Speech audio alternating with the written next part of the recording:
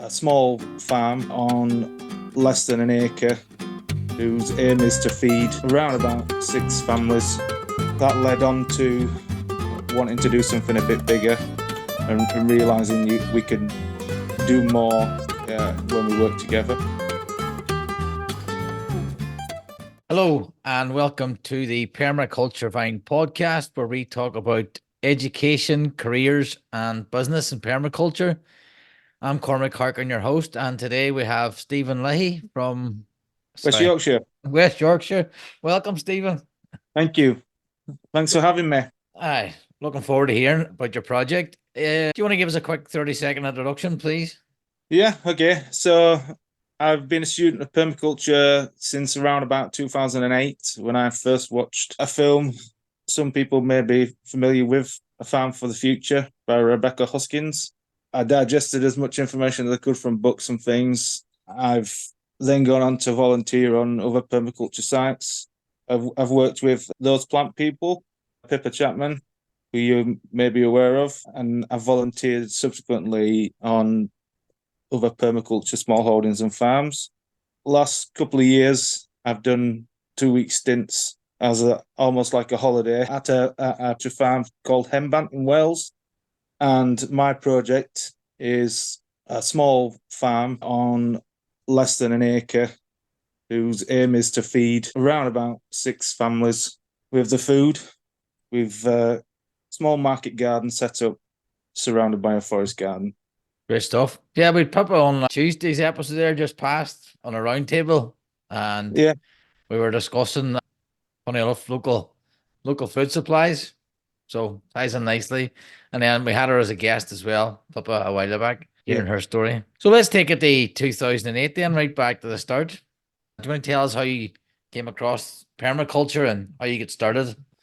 Yeah, like I've mentioned, I watched a film produced by the BBC called A Farm for the Future, made by Rebecca Hoskins, and she interviewed, I can't remember what his last name is, Patrick. He's no longer with us. He wrote a book, can't quite remember quite a popular permaculture book. And just after watching that film, it led me down the rabbit hole of permaculture, really. Yeah, do you want to just tell us then how tell us about that rabbit hole and the things you were looking at in 2008? YouTube was about in 2008. Yeah. So like I say, I digested as much information as I could from books. I've read numerous books on permaculture from various people and small scale farming and things. And then I went on to create my own small gardens at home, and then expanding and asking local people if I could use their space to grow food and be a bit more resilient. And then that led on to wanting to do something a bit bigger and realizing we can do more when we work together. So that led me on to forming the group that we've got now and setting the foundations for the small farm that we've got. So, Stephen, you want to tell us about that smaller garden and what you grew on it and how did you start off? That small garden was very small. Yeah. And it started off with growing or trying to grow things like carrots and cabbages and kale and things. And like most gardeners beginning with gardening, it wasn't necessarily uber successful. Like you see all these other people involved in permaculture and they've got these really abundant gardens with, bountiful produce and things, and they've got loads of things happening. It was very small, simple, only a couple of meters squared, really. At the time, I lived in quite a small house with a very small garden. And that wanting to do more led me to engaging other people and asking to use their space as well, which eventually led on to other things. Yeah, so I actually mentioned that. I was on a podcast last week and I actually mentioned that not as a criticism, but quite often you see in permaculture all these like the really top end stuff, the abundant stuff, and sort of puts people off. And I encourage people to start in a couple of square meters or just whatever space you have, because then like that, if you didn't start in that small space, it wouldn't allow you to the other people's gardens. Yeah. How did you Yeah. do that? Because that's a good lesson for other people. Is people might be a bit nervous about doing that. Do you want to tell us how you done that? Did you just approach people, just your process there? Yeah. What So what the agreements you had between them, or yeah. So it all started. So you prior to using other people's gardens, I never really engaged with social media, book and the like, and I got fed up of being on allotment waiting lists and not getting anywhere, and being really eager to do stuff and get on with it. So I just went on a local Facebook group and asked that question: was anybody willing to let me use their garden? And then the first person that came to me, she let me use her garden, and it was only another very small space. It was in her front garden, so other people walking past, neighbours could see it and things. And that led to me then, through the connections I made with her and using her garden, gaining access to other people's gardens as well. And at the high point, I had about 4 or 5 gardens that weren't mine, that I was using to grow vegetables in. and was that a rural area or a No urban setting. urban setting? So 4 or 5 gardens, that's still quite a lot of work. It is, and I spent more time moving things around and like collecting compost and manure and wood chips and things than I did actually, what most people would consider hands-on gardening. And what type of gardening was it? All annual gardening, or was it? Did you try and introduce some perennial systems? So we did. I did have some perennials, more herbaceous perennials rather than things like trees and shrubs and things. Just because a lot of the people gardens that I were using, it was always under the proviso that it would or could be returned back to what it was before if I ever decided to to to leave their garden. And one of the things that I was keen on was sharing the produce that I grew. So the rule that I had was a third of anything that I grew went to the person whose garden I was using as a form of payment for them letting me use their space. And how did you find out? How did you find running them 4 or 5 gardens? Did the owners? Did they? What kind of response did you have? Did they have to your garden and them once you were up and running? They mostly positive, they liked what we were doing. They just weren't able to do it themselves, and they liked the idea of seeing it and being able to see it up close and interact with it. And then did you fund the plants yourself, or did you have propagation systems? Did you have a small nursery?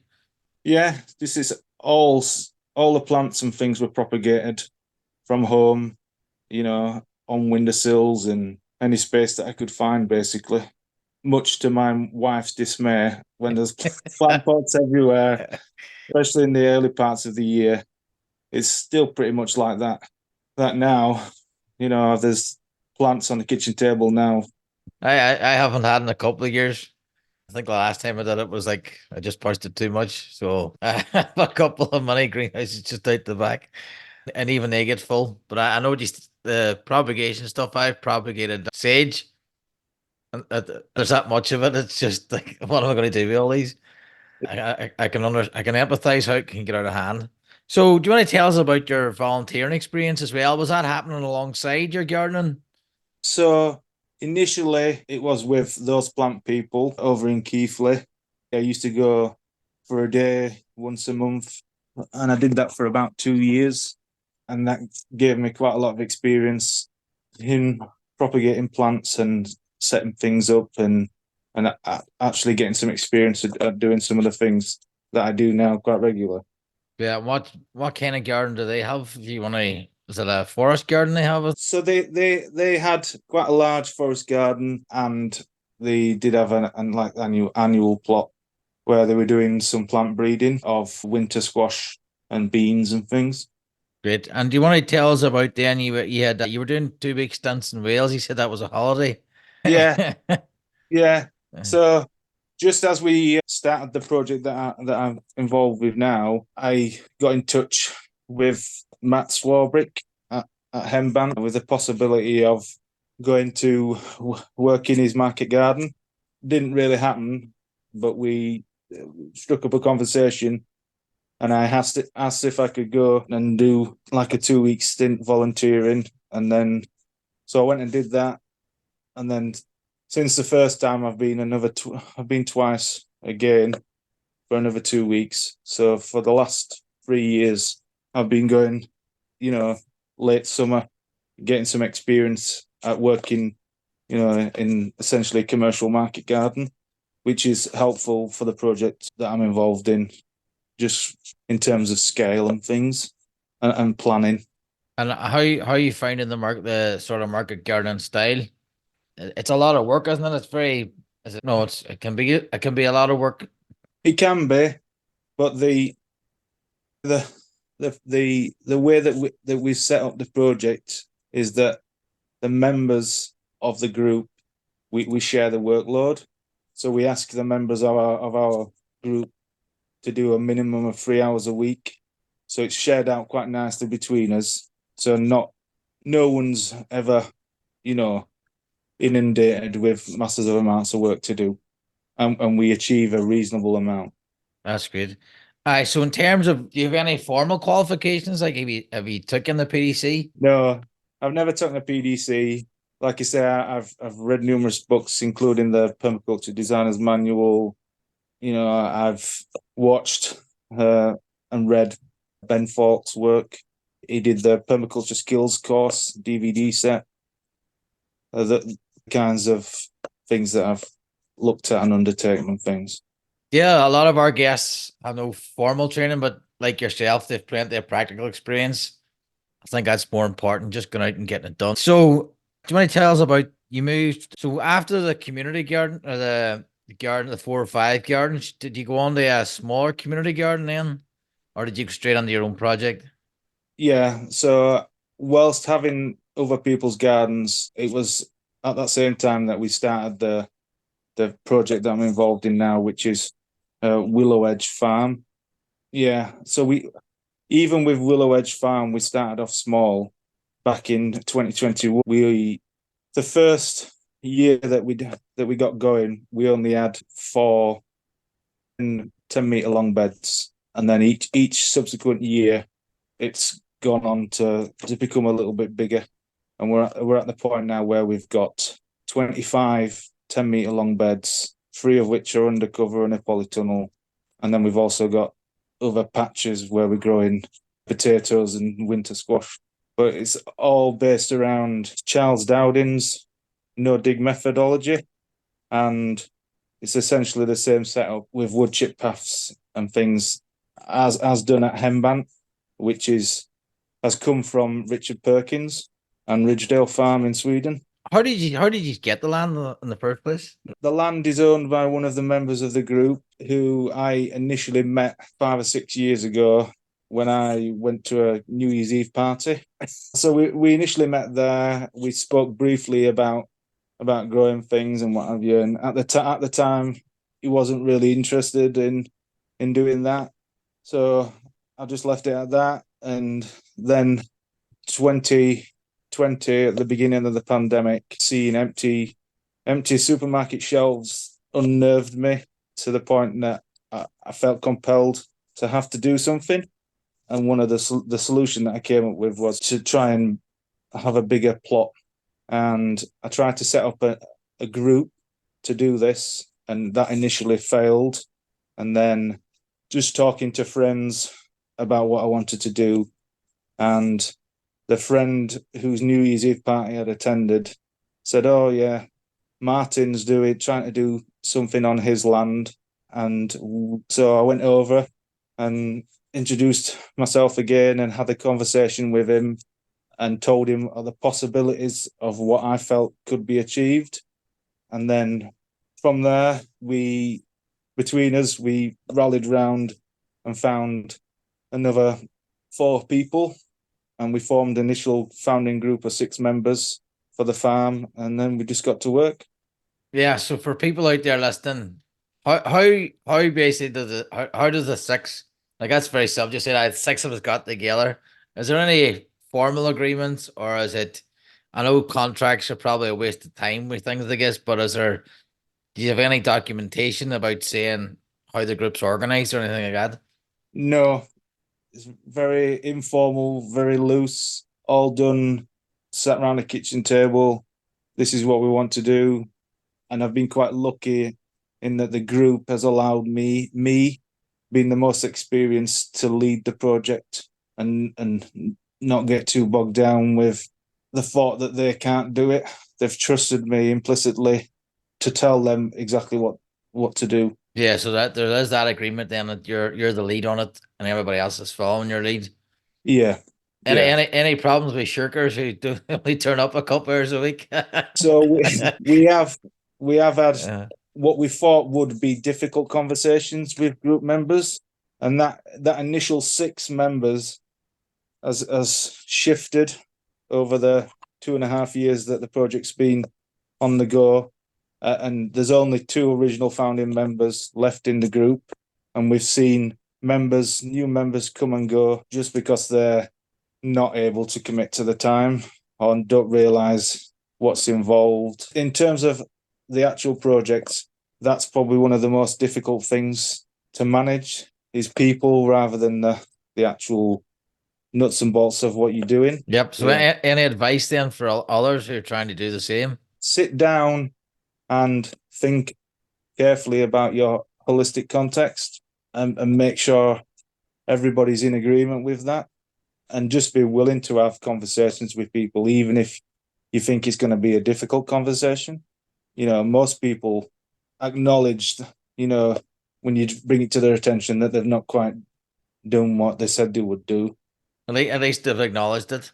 So then how did you tackle the site in terms of getting the beds down? Did you cover it? Did you? He says he's done the Charles Dowding method. I think he. What does he do to, or what methods did you use then to basically just prepare the site and start building the beds? Okay, so this site was started initially just by laying down cardboard and horse manure, and then some compost, some nice neat compost on top, and then just planting straight into that. That was done for the first 4 beds, and then subsequently we put down large black plastic tarps to kill the grass. Because prior to us growing anything there, it was a field that was used to keep horses on. So it was quite rough, long grass. So we just put down plastic, killed the grass. And then once the following year, after the first year, when we expanded from 4 beds to, I think it was around about 10, we just peeled back the plastic that we'd laid down, and the grass was more or less gone. And then again, just put down some cardboard and some horse manure and some compost, and put wood chips down in the pathways, which is it's just brilliant, because you with wood chips in the pathways, the environment's so much cleaner to work in. Most people assume that they're going to get really muddy and things, whereas with the wood chip pathways, you can make your way around the garden, and it's just pleasant to work in, nice soft underfoot, and no mud sticking to your boots and things. Yeah, it's definitely the way to go. So any big lessons learned on doing it that way? Anything you would change? Maybe the thinking a bit more about, because our site's on quite a gentle slope, but over time the beds have started to drift. So maybe rather than running on contour like they are now, maybe try and bed running 90 degrees to that.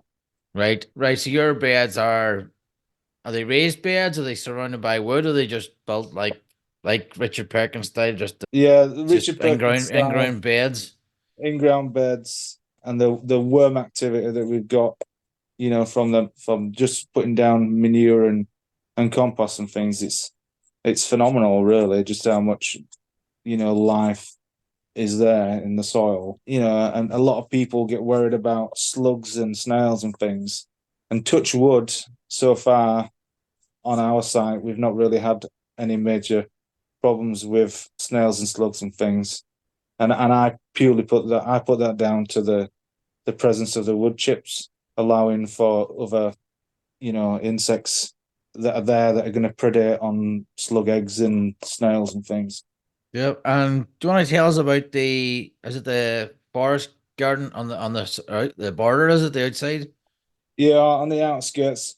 So part of that forest garden is forest garden because it's quite steep banking and it's not really suitable for growing annual vegetables on.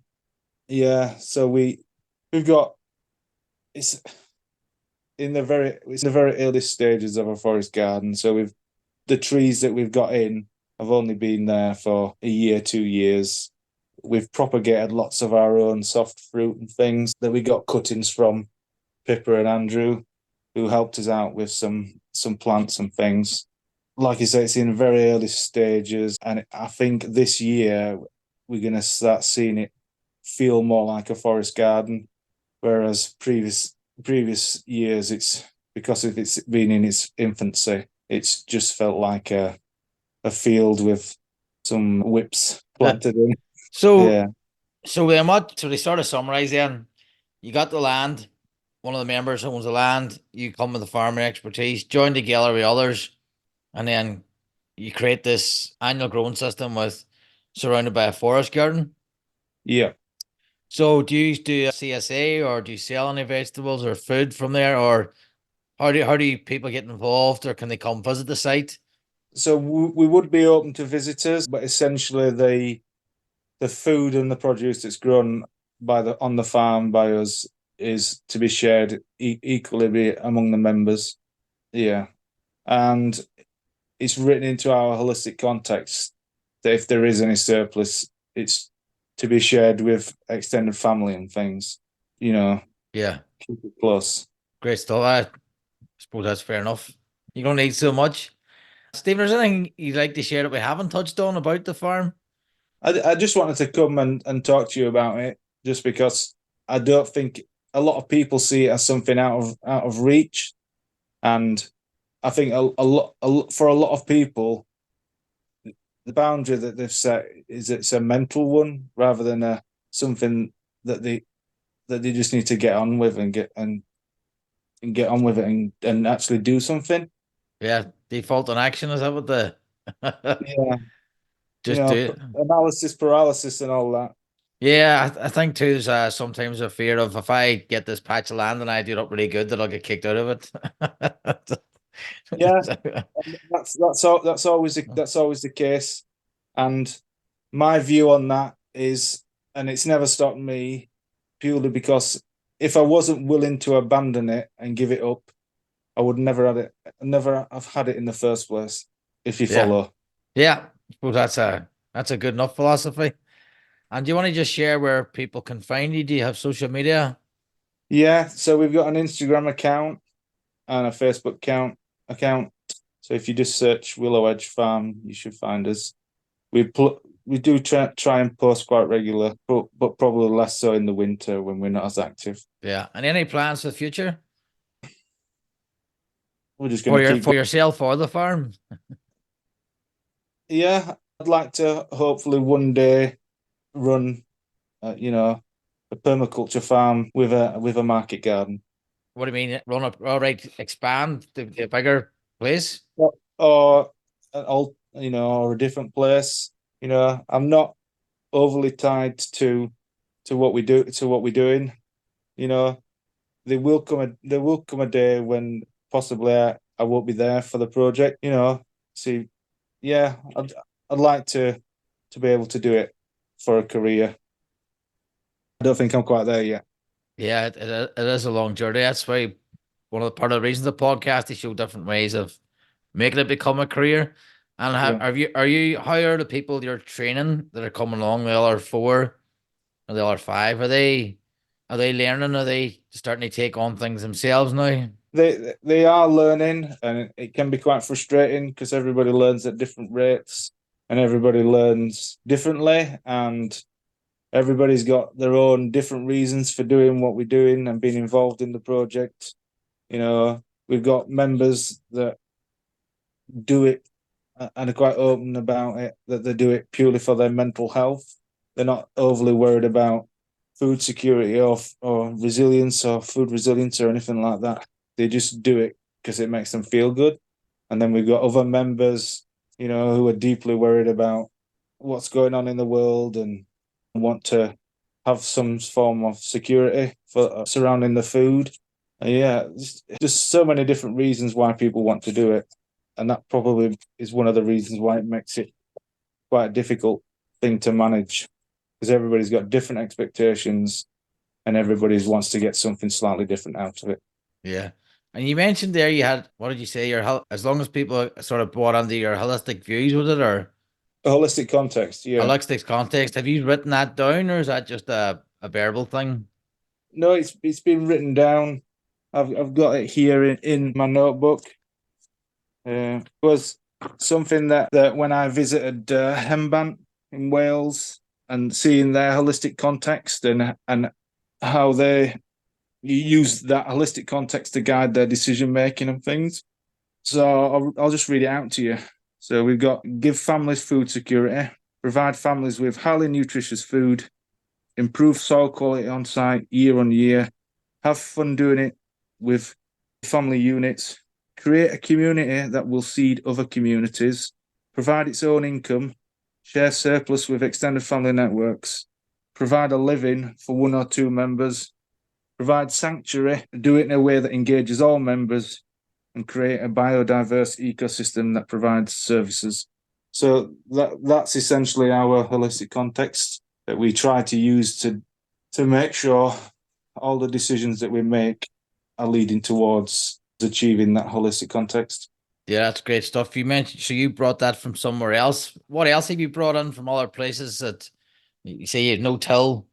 So you're going out picking all these different parts and then bringing them back on site to your own project? Yeah. Yeah. Just all the things that I've seen and all the inspiration that I've gathered from people like Richard Perkins, like Henbant, like JM40 over in Canada, and just lots and lots of inspiration from different people, all doing slightly different things, and then just trying to take what best suits our context so we can achieve something that's worthwhile. Yep, that sounds very, very sensible and a good way to go about it. Yeah. Stephen, have you any final words before we wrap us up? Thanks for having me. Thanks for chatting. It's been nice having you. Good to show an example of some really grassroots projects that are somebody's made happen. Like you've gone out, started off from your small plot or small yard, if you even called it that, your small space, moved on to Yeah. other people's gardens and moved up to the community garden. And if you hadn't started the first thing, you wouldn't have got the last thing. And Exactly. you wouldn't have been Yeah. learning. And Yeah. I do agree with you that that's a mental block of just not going out and doing it. I think you're a great example of someone on the ground, just getting on with it, learning permaculture, practicing market gardening, and you haven't asked anybody's permission. You've just went and done it. Yeah. Yeah. Yeah. Definitely. Yeah. I don't agree with all this business about asking permission. One of my favorite sayings is ask forgiveness, not permission. Yeah. And Beg for forgiveness. Don't ask permission, just beg for forgiveness. yeah, and you say just get out and get on with it and grow a Yeah. garden and just Yeah. practice permaculture. And you say you're providing a great community there for the 5 or 6 people and extended. I like to the extended families are brought in, and I really like that holistic context Yeah. document. I think it's really good. Yeah. Stephen, If any of your listeners are interested, I'll be open to talking to others, just because that is set in my holistic context. I want to seed other communities to do the same thing, and guide them through it, because it's not hard, really. yeah, I guess at first, but like I wouldn't mind doing something like that here, but I don't have the capacity for it right now. Yeah. But maybe down the road, I'll definitely be hitting you up for some advice. Yeah. Okay. Stephen, that's been great. Thanks very much. Yep. Okay. Thanks again. Nice to Guys, meet you. guys, that's been the Permaculture Vine podcast, and that was Stephen Leahy.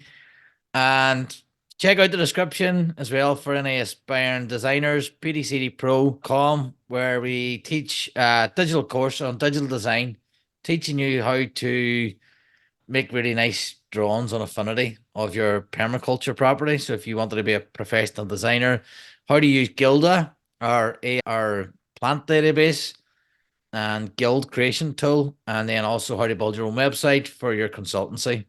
So guys, that's PDCD Pro, and that's been the Permaculture Vine, and I'll see you all next week. Cheers. Thank you.